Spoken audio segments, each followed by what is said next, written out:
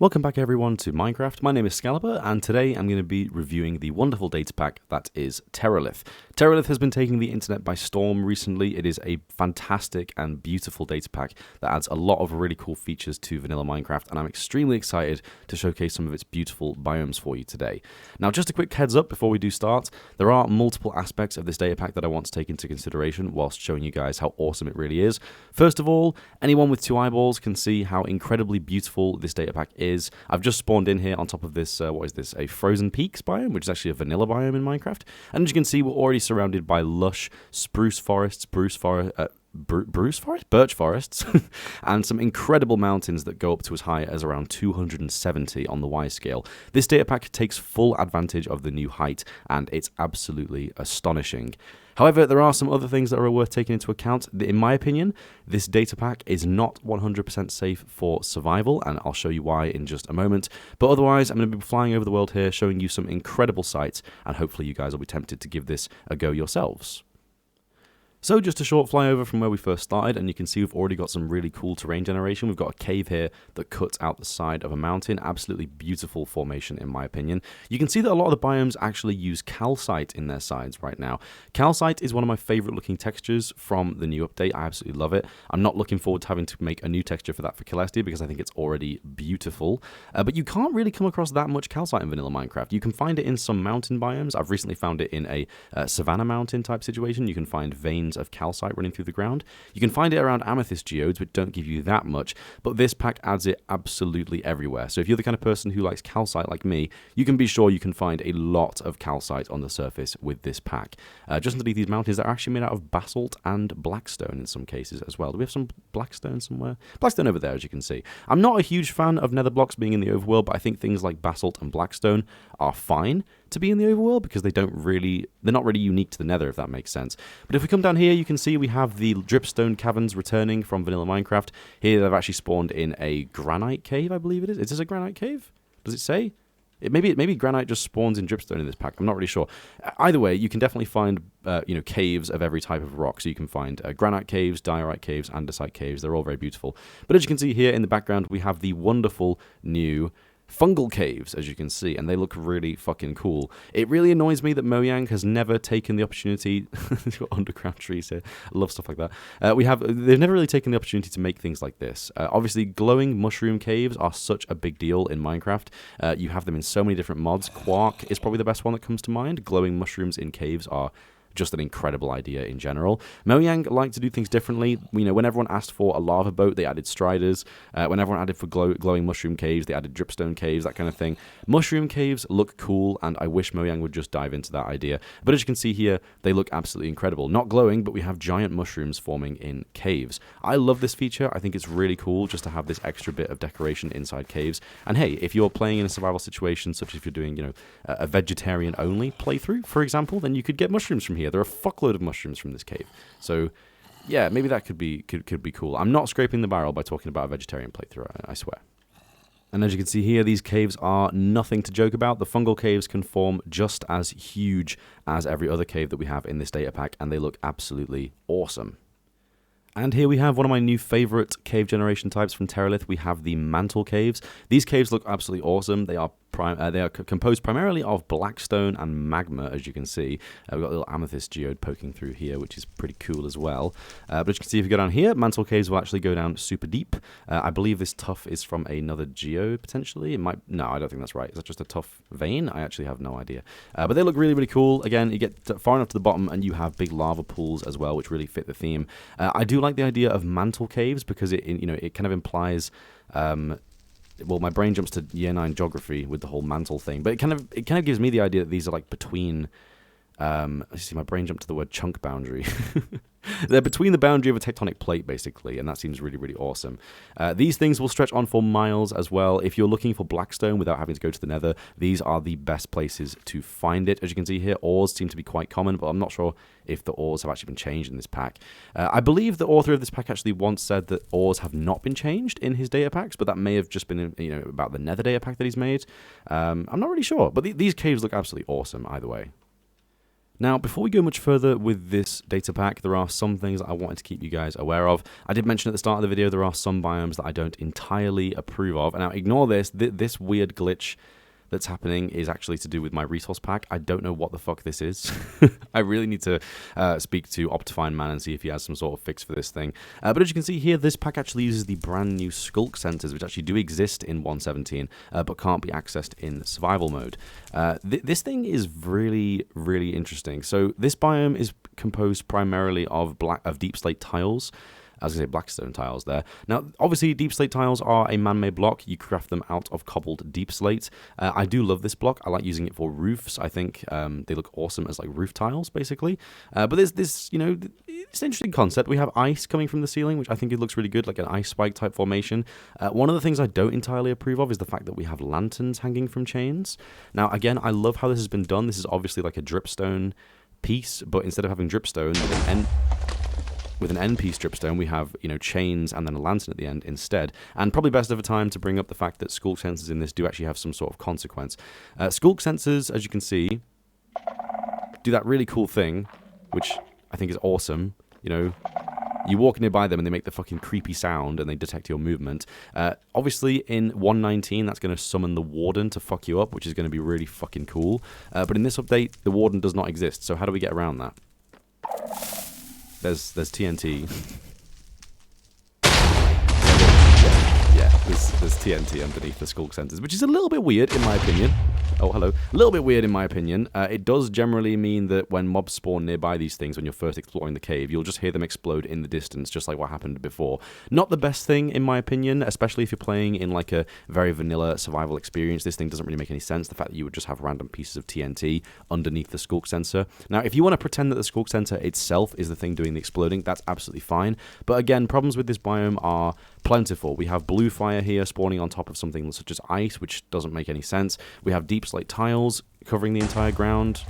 You can hear it again. Deep slate tiles, which are obviously a man-made block as well. You also have these fungal blocks, which even though my texture pack makes them into glow shroom blocks, they're obviously warp blocks. This is a nether feature, so again, if you're okay with nether features being in your overworld, that's fine. But really, the Skulk Sensors having TNT is probably the biggest problem for me, personally. It's a little bit weird. It could be worse, but, you know, if you're into this kind of thing, it's also a very cool concept. Now, my guess is that these blocks are going to be replaced with actual deep slate things in the future. Because obviously right now we don't have...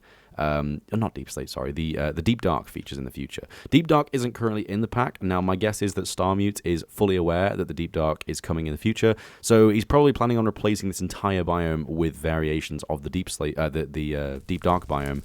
In the future, which is probably fine. If that is the case, then that probably will be just fine. But obviously, for now, if you're playing in survival and you're not entirely okay with things like lanterns spawning quote-unquote naturally, again, I don't know why this is happening. My resource pack is very broken right now. Then yeah, you know, yeah, it's a thing. It's a thing.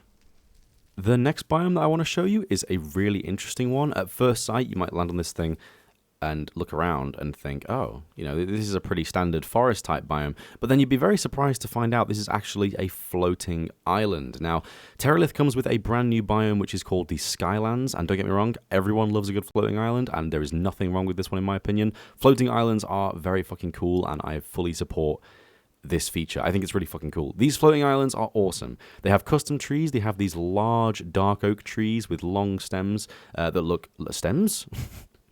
Long logs, long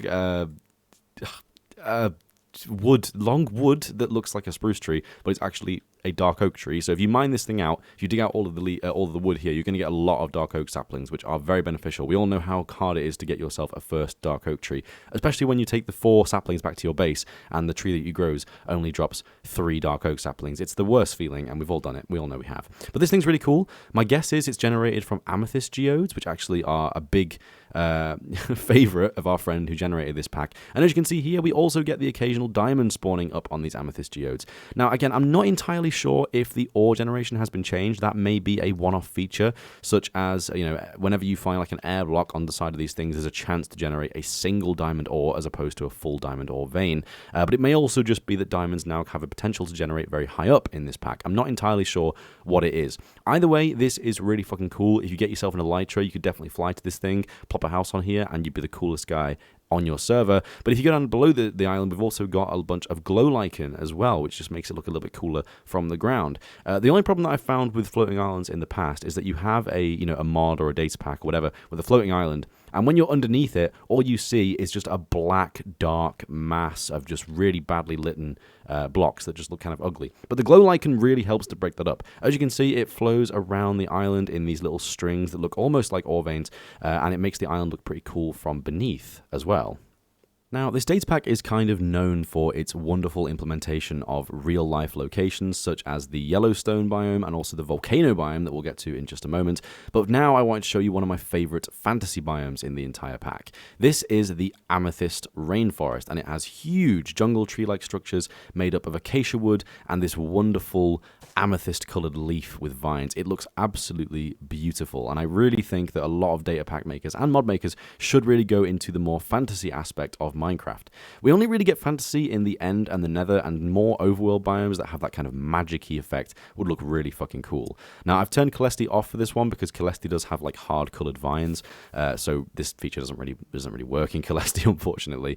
But obviously, Celesti is designed to be used with straight vanilla Minecraft, and obviously any data pack that I may make in the future will take Celesti into account. But as you can see here, this thing looks really good in vanilla. Big, long, purple vines that look really fucking cool, and I guess if my assumption is right, if this is what, acacia leaves? Yeah, acacia leaves. You should be able to grow oak trees in this biome just fine. Or no, actually, how does it work? I think it might actually affect all of the leaf types other than spruce and birch, because in vanilla that they're all colored with the same means, right? Maybe these new azalea leaves are like also hard colored. That's interesting. I should look into that for my resource pack purposes. But let's see if we get ourselves an oak tree and grow it. Purple. Okay, yeah, never mind. So any tree you grow in this biome other than spruce and birch is going to have these beautiful like amethyst leaves that look really fucking cool. And of course the azalea leaves I should mention as well. But yeah, as you can see, they look fucking awesome. This biome isn't usually, it isn't for those people who like to build in like a realistic scenario, but I think it looks really fucking cool, and I would gladly put my base right here. Next up, if you're a fan of the new mountain biomes that we have in 1.18, then you may be a massive fan of the Terralith Highlands biome. This thing is really fucking cool. One thing I really like about the new terrain generation in this data pack is you have multiple staggered levels of very flat. The worst kind of situation to build in is when you have a very gradual slope, because you kind of have to build outwards from the slope and either dig into the slope or build struts up from the slope. But when you have a situation like this, you could in theory have a very flat type of building on here, or a flat type of building on here, or a flat type of building on there, or on the very peak of the mountain as well. And this will actually go up as high as 190, as you can see up here, so it is really high altitude. Obviously in 1.18, elytras no longer use durability if you're not using firework rockets, so if you have a base on top of a hill and you don't mind having a bit of a trek getting back up to it, you can definitely elytra down to go and meet your buddies, and this thing is going to work really nicely. Honestly, this new terrain generation is really good. I love it when you just have the more simple, kind of like laid back terrain generation. We can all get off on the whole amplified terrain, floating islands type thing, but when it comes down to it, stumbling across this kind of vista while you're just going on a casual exploration mission is really, really nice. Rolling back around to where we first started this showcase, we have the Caldera Biome and the Yellowstone Biome, which both kind of go hand in hand for one very specific reason, as you'll see in just a moment. First of all, the Caldera Biome, beautiful. I love it. It's not the best for building in, as you can see, but for just kind of standing here and looking over it, it looks fucking awesome. The peak of that mountain is wide 270, and yet at the trough over here, we have these wonderful, like, what would you call these? These have a name, don't they? Hot springs? Yeah, hot springs. I don't know why it took me so long to think of that. Now, as you can see, we have this cool particle effect coming from the ground. When I first saw this, I thought to myself, there's an armor stand right here, which is checking to see if there is water and magma. And if you broke either, the armor stand would kill itself, and then you would no longer get this cool particle effect. Now, I was a little bit too hopeful when I was thinking about that. There's actually a campfire under the ground, which isn't the best. Now, I did mention before, this pack is not, in my opinion, suitable for survival mode, and this is one of the worst features, in my opinion. Obviously, this pack is beautiful, and I get it. Like, the hot springs look much cooler having the smoke come out of them like so. But the fact that it's only one block and the fact that you can just dig down and get some charcoal for free is a little bit weird in my opinion. It kind of takes you out of the whole thing when you realize, yeah, that's been kind of picked by someone so it looks better and not been taken into account when you were exploring the world in survival. Now, of course, if you didn't know that there was a campfire underneath the ground, then maybe you would just ignore this and just leave it because it looks pretty. But anyone who figures that out, and I guarantee a lot of people will be able to, will just think, charcoal, yum. As I mentioned, the same thing goes for the Yellowstone biome. Once again, a beautiful biome. You do usually find it kind of like in small clusters like this, and it's kind of like, you know, big for the data pack. You see it on a lot of images that we have for the data pack. This wonderful red sand, stained clay, blackstone, magma, all mixed in together. It looks awesome, but once again, it has the same problem of the little smoke plumes coming from the lakes. And once again, if you were to dig down here, you would just get yourself around, 9 pieces of charcoal just for digging down, which really kills the whole thing in my opinion. It looks awesome, it really does, but yeah, I'm not sure. I'm really not sure. I already mentioned before about my fact that I don't really have much of a problem with blackstone and basalt in the overworld. First of all, smooth basalt now spawns in the overworld around amethyst geodes, and you can actually transform basalt from the nether into smooth basalt by smelting it, if I am not mistaken. So I don't really have an issue with these kind of things. But is that deep slate coal? There's deep slate coal here. What? That's one of the rarest blocks in the game, and it's just chilling on the surface. Well, I guess that's no longer a rare block if you get this pack, which is fine. Now, I don't really have much of a problem with there being, you know, quote-unquote nether blocks in the overworld because they do fit here. But what I do have a problem with is huge amounts of netherrack in your mountains. These are the Scarlet Mountains, and don't get me wrong, they are absolutely beautiful. I think they look awesome. Seeing netherrack and snow up close is pretty fucking cool. It looks awesome. But again, Starmute, if you're watching this, which I believe you may be because you are in my Discord, please just change this to red stained clay. It would be so much better and it would look just as cool. I get that you wanted to go for the whole crimson netherrack thing. Obviously we have the crimson roots here and the crimson nilium growing on top of the mountain, which looks really cool. But in practice, this is kinda a bit shit for survival mode. You shouldn't really be able to get netherrack in the overworld. Hello snow, and it should definitely not be this plentiful. It just kind of sucks. If this was called anything other than netherrack, it would be fine. But the fact that the name of this block literally implies that it's from or, makes up most of the nether kind of kills it for me. Some people will be okay with this for sure, but I know for a fact that some people won't be, and I am definitely one of those people.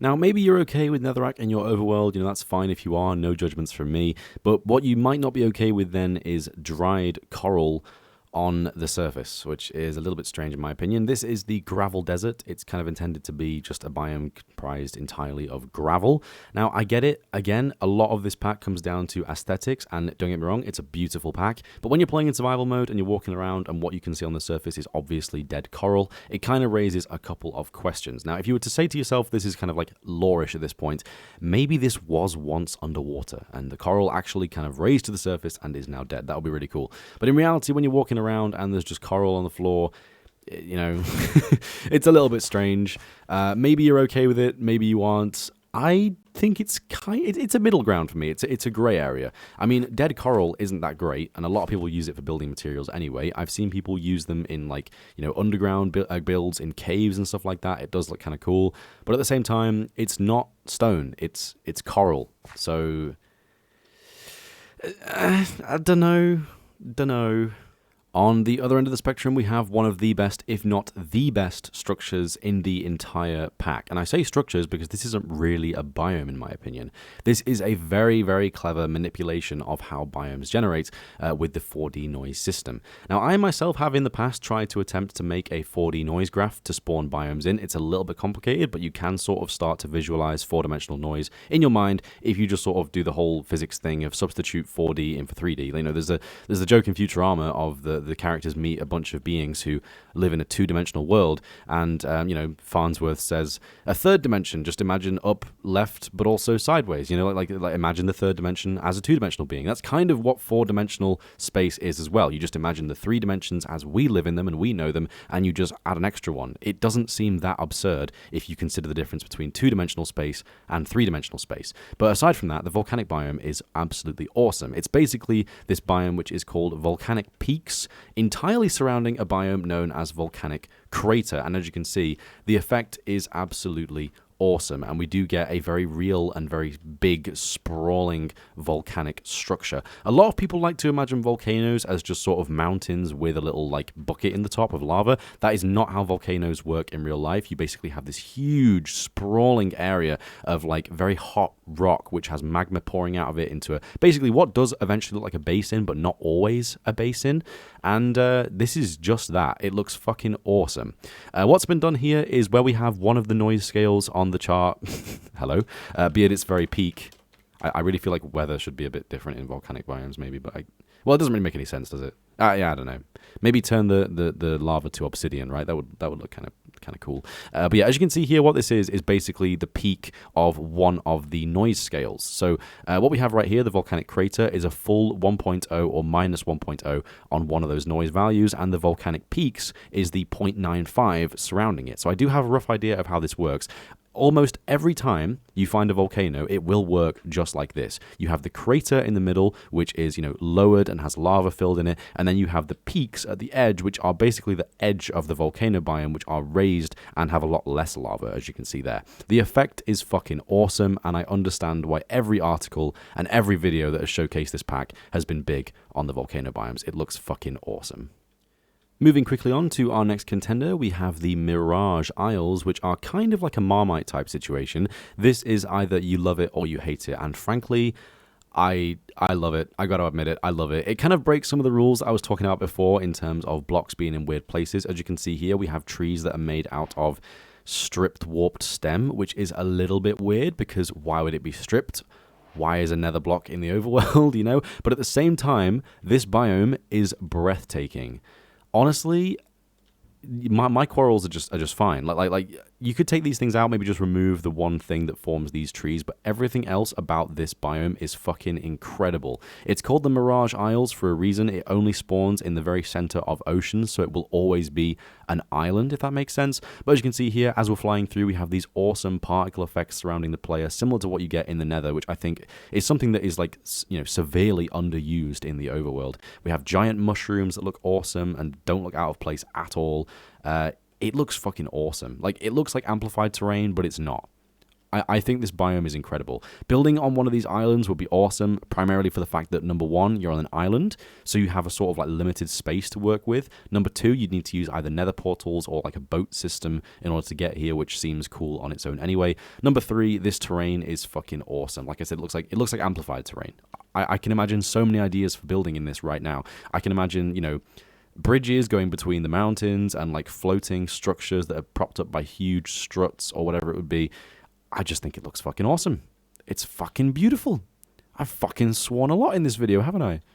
Finally, to end off the video, I wanted to show you what is personally my absolute favorite feature in this pack, something which is sorely overlooked in my personal opinion. We have the Lush Valley. Now, the Lush Valley is only my favorite feature for one particular reason, because it usually spawns in between huge mountain-like structures and creates this awesome river that runs between mountains. I think it looks fucking awesome, once again. Again, building opportunities, right? Bridges going across the river, towers on the side, being able to fly through the valley on the elytra. I think it looks really cool. Oh, it gets better. It gets better as well. What is that? That looks awesome. I am seeing all this for the first time as well, just to be clear. They always look different. That's cool. I would fully like blow out this piece of stone and just have this be open. That would look so awesome. Bruh. This thing is so cool. Yeah, as you can see, a lot of thought has gone into the 4D noise graph. Again, the volcano is another really good example of that, but this, in my opinion, is an even better example. The Lush Valley and even a few other types of valleys spawn only in between mountainous type biomes, so you always get this huge, huge valley-like structure. I think it looks awesome. So, yeah, I'm going to end out the video here because I think there's, what better place to do it. Basically, this data pack, Terralith, is really cool. It's easily the best use of, data pack world generation that I've ever seen. It's amazing.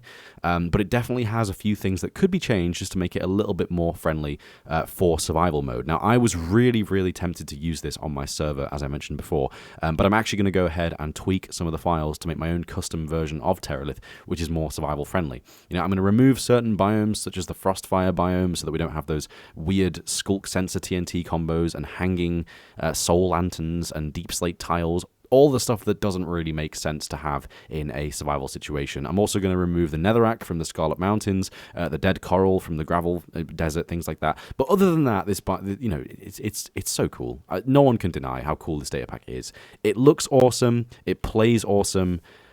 I cannot wait to build in this, honestly. I really cannot. But just be cautious if you are downloading it, because there are a few features in this which are a little bit not so good for survival mode, in my opinion. Maybe the pack will be updated in the future to be more survival friendly. I fully understand that this whole thing was created for the purposes of aesthetics, and don't get me wrong, aesthetically, it's unbelievable, obviously. But for survival purposes, you may want to look into tweaking things to your like, or also, you know, pushing the dude for a slightly different version of this pack. Maybe an aesthetic version and a survival friendly version is something that would be really beneficial. I don't know. At the end of the day, it's up to him. It's up to the author of this beautiful pack to do what they think is cool. Anyway, if you've been wondering what I've been using in this video, the trees, the orange birch trees and the weird leaf models that kind of look a bit strange in this setting, that's all part of my private resource pack, Celesti. I don't know why I said private. It's public. It's entirely available for you to use. But you can go and check out the showcase videos on my channel, and there should be some more videos coming out for that just soon. But yeah, this video is obviously about the Datapack Terralith. So if you enjoyed, download link will be in the description. Credit to the wonderful author for making this beautiful data pack, and hopefully encouraging more people to make their own world generation data packs as well. So anyway, I hope you enjoyed, guys. I've been Scalibur, and this has been Terralith. And please go download the video. Leave the project a like on Planet Minecraft, I think it is. And yeah, I will see you for the next one. Hope you enjoyed. Take care. Have a very nice day. And bye-bye.